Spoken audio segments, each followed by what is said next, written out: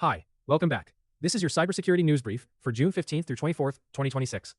This week, attackers focus less on ordinary endpoints and more on the systems that control enterprise networks. The main theme is the control plane. Splunk confirmed limited exploitation of a critical Splunk Enterprise vulnerability, tracked as CVE 2026-2025-3. The issue could let an unauthenticated attacker create or truncate files through a PostgreSQL sidecar endpoint. Splunk rated it critical, with a CVSS score of 9.8. Cisco SD-WAN also stayed under pressure. Mandiant described exploitation of CVE 2026-2024-5, where an attacker with access could use a crafted file to execute commands as root on Cisco Catalyst SD-WAN Manager. That matters because SD-WAN Manager is not just another server. It helps control routing, connectivity, and network policy. Ubiquiti UniFi OS flaws were also reportedly targeted in the wild, including critical issues that could allow unauthorized changes, access to underlying accounts, or command injection. Lantronix EDS5000 devices were another concern, especially for industrial environments, because serial to Ethernet gateways can become a bridge between IP networks and legacy operational technology. And then there was Fortinet.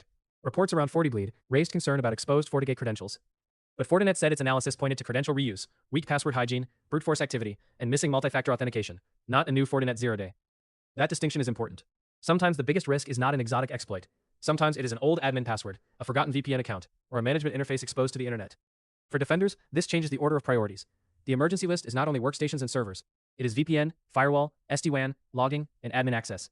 Patch edge systems, review exposed management panels, rotate credentials, and check for rogue admin access. The second major theme this week was data extortion. Novo Nordisk confirmed a cybersecurity incident involving unauthorized access to a limited number of internal IT systems. A cyber extortion group claimed it stole more than 1 terabyte of data and demanded $25 million. But the full authenticity of the leaked material was not independently verified. Tata Electronics also confirmed a cybersecurity incident. Researchers reported that WorldLeaks had posted more than 200,000 files, allegedly including sensitive component design and specification documents. Tata said operations were not affected. That is the key lesson. Operations unaffected does not mean damage avoided. A factory can keep running while sensitive files, employee data, customer information, or supply chain documents are being used for extortion. Public trust was another part of the story. In Iran, cyber attacks disrupted card-based banking services at several major banks, affecting ATMs, point-of-sale terminals, and mobile apps.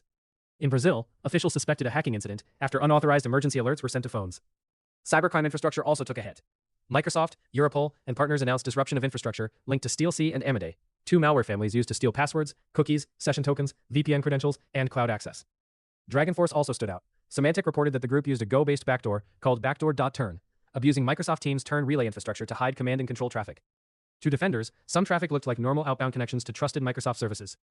Finally, Five Eyes agencies warned that AI is accelerating cyber risk. Not through magic hacking, but by making phishing, fake websites, scam localization, and social engineering faster and cheaper. The takeaway: protect the control plane, rotate old credentials, enforce MFA, reduce exposure, and do not trust traffic just because it goes to a familiar service. That is it. Visit our site through the link in the description.